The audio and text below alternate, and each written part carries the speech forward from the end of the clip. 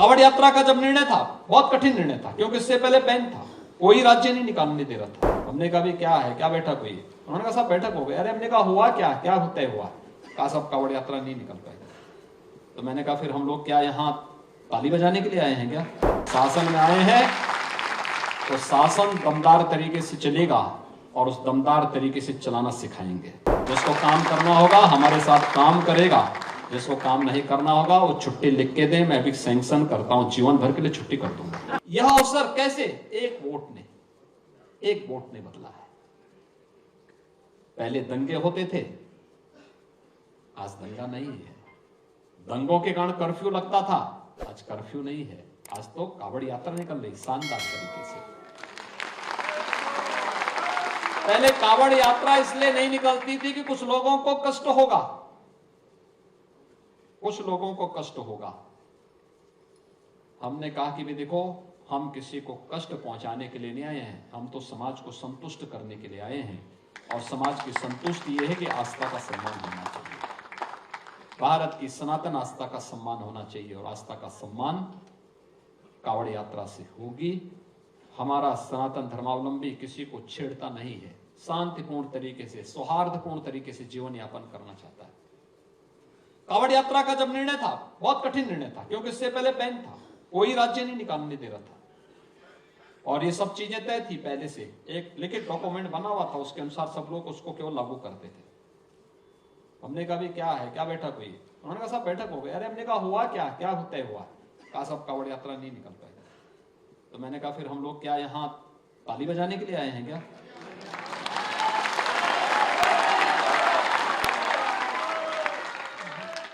हम यहाँ भजन गाने के लिए नहीं आए हैं, भजन गाने के लिए हमारा मठ है। हमें जब गाना होगा मठ में जाएंगे। शासन में आए हैं तो शासन दमदार तरीके से चलेगा और उस दमदार तरीके से चलाना सिखाएंगे।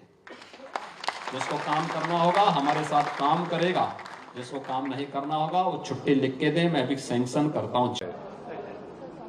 उत्तर प्रदेश की सरकार की तरफ से उसको हम कंडेम करते हैं। इसलिए कंडेम करते हैं कि ये संविधान के आर्टिकल 17 का वायलेशन है, जो अनटचेबिलिटी की बात करता है। तो उत्तर प्रदेश की सरकार अनटचेबिलिटी को प्रमोट कर रही है।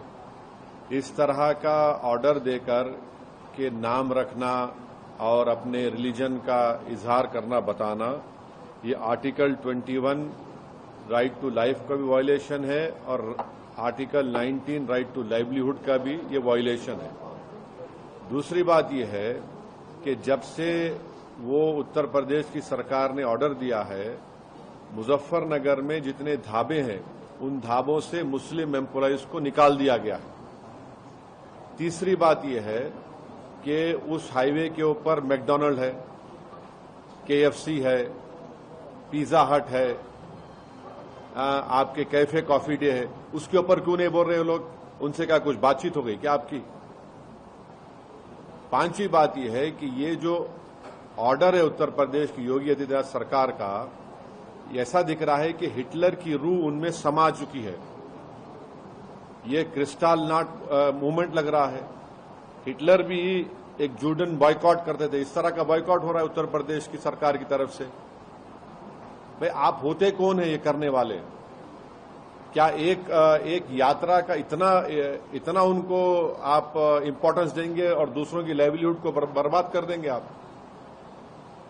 आप क्या एक ही समुदाय के लिए कि उसके लिए काम करेंगे? कॉन्स्टिट्यूशन कहां गया फिर? कॉन्स्टिट्यूशन क्या कहां चलेगा? कचरे की बिन में चलेगा कॉन्स्टिट्यूशन? फिर मोदी जी संविधान को उठा के चूमते। ये सब नाटक ड्रामा हो रहा है। तो ये स्टेट की तरफ से हिंदुत्व की जो तंजीमें हैं, ऑर्गेनाइजेशन है, उनके प्रेशर में आकर ये बोला जा रहा है कि आप मुसलमान की दुकानें मत जाओ। क्या है ये? किस लिए हो रहा है? आप उनको आइडेंटिफाई कर रहे हैं, ये हिंदू की दुकान है, ये मुसलमान की दुकान है, इसका नाम अबू बकर है, इसका नाम अली है, इसके पास मत जाओ आप। ये क्या है ये? और आखिरी बात यह है कि मैं चैलेंज कर रहा हूं, रिटर्न ऑर्डर निकालो आप। योगी आदित्यनाथ में अगर हिम्मत है तो रिटर्न ऑर्डर निकाल के बताओ हमारे को इसके बारे में। क्लियर डिस्क्रिमिनेशन हो रहा है मुसलमानों से। ये कॉन्स्टिट्यूशन की, संविधान की धज्जियां उड़ाई जा रही हैं। हमने आर्टिकल 17 के जरिए अनटचेबिलिटी खत्म किया, आप अनटचेबिलिटी ला रहे हैं। आप राइट टू लाइफ के खिलाफ है, राइट टू लाइवलीहुड के खिलाफ है। तो ये क्लियर कट डिस्क्रिमिनेटरी ऑर्डर है और ये बताता है कि ये मुसलमानों को सेकेंड ग्रेड सिटीजन बनाना चाहते हैं उत्तर प्रदेश में, पूरे देश में। और पूरा जो लार्जर इनका स्कीम है उसका ये इम्प्लीमेंटेशन हो रहा है। और मुजफ्फरनगर के धाबों से पूरे मुस्लिम एम्प्लॉयज को निकाल दिया गया है। आप ही के दूसरे टीवी चैनल की रिपोर्ट है, आपके निकाल दिया गया है। बताइए क्या कर रहे हैं आप, क्यों जुल्म कर रहे हैं साहब?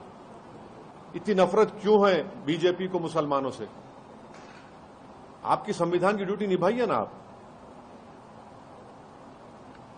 न्यूज नेशन अब व्हाट्सएप पर खबरों के ताजा अपडेट के लिए न्यूज नेशन के इस क्यूआर कोड को स्कैन करें।